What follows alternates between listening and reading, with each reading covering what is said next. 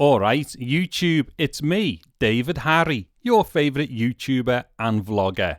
And in this video, I'm just going to give you a quick example of using the RODE VideoMicro II in a close mic'd position, typically used for voiceover.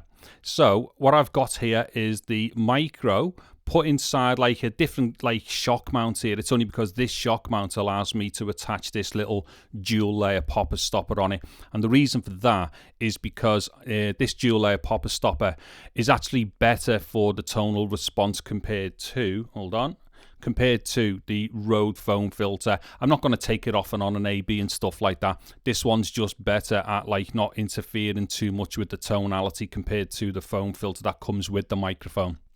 Anyway, what it is, that is then plugged into a Behringer UMC 202 USB audio interface, and I'm also using a RODE VXLR Pro to do the voltage conversion from 48 volts down to electret or plug-in power, which is what the microphone uses, because obviously it doesn't use phantom.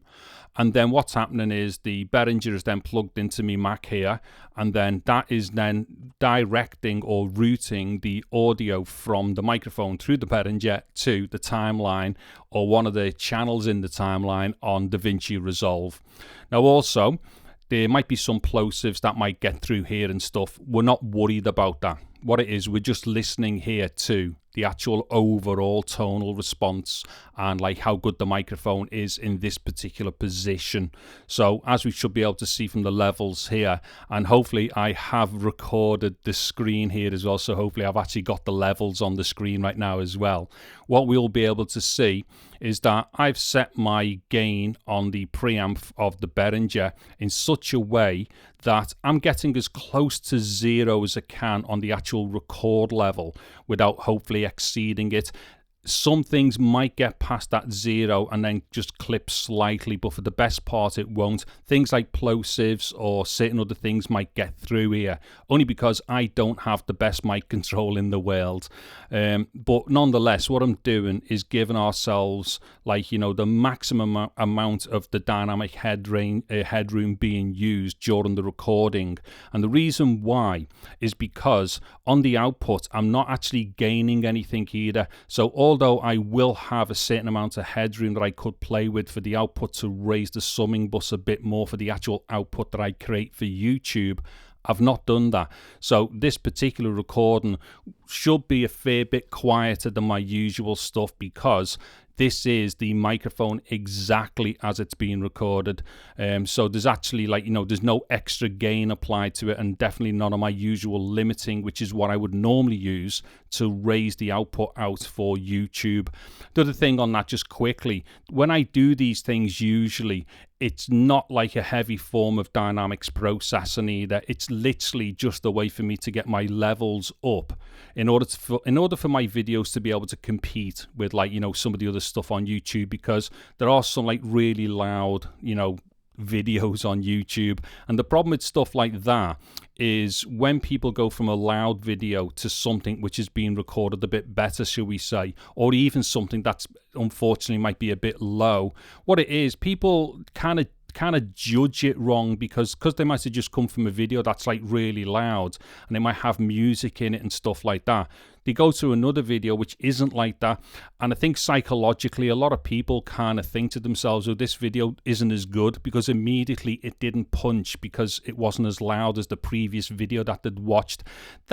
That's really the main reason why I use the output summing with a limiter in order to bring my levels up on YouTube usually. However, and like I've just said, for this particular video, nothing like that is going on, and hopefully I have not clipped the record level.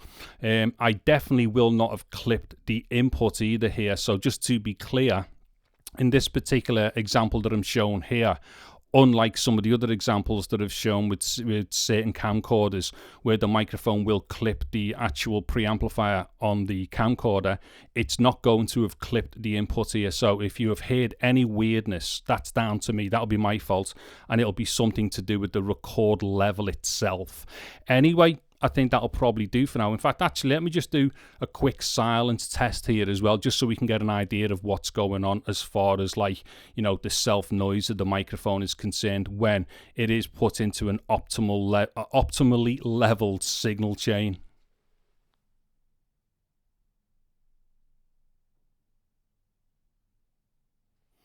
Okay, now for anybody who's using headphones there, you may have heard something in the background which you may think might have been a bit of noise, possibly right in the bottom of this signal. It wouldn't have been. It's some noise coming from your window. Although the window's closed, it's kind of like rush hour right now, so there's a lot of traffic outside.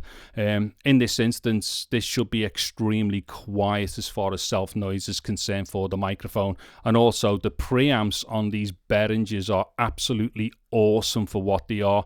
In fact, yeah, I'll probably have links to this Behringer if anyone's interested in like a really good like USB audio interface, which can also act as a XLR preamplifier as well externally to a USB device, and has got like really good preamps for the price. Really, you can't get much better than this Behringer. It's absolutely fantastic.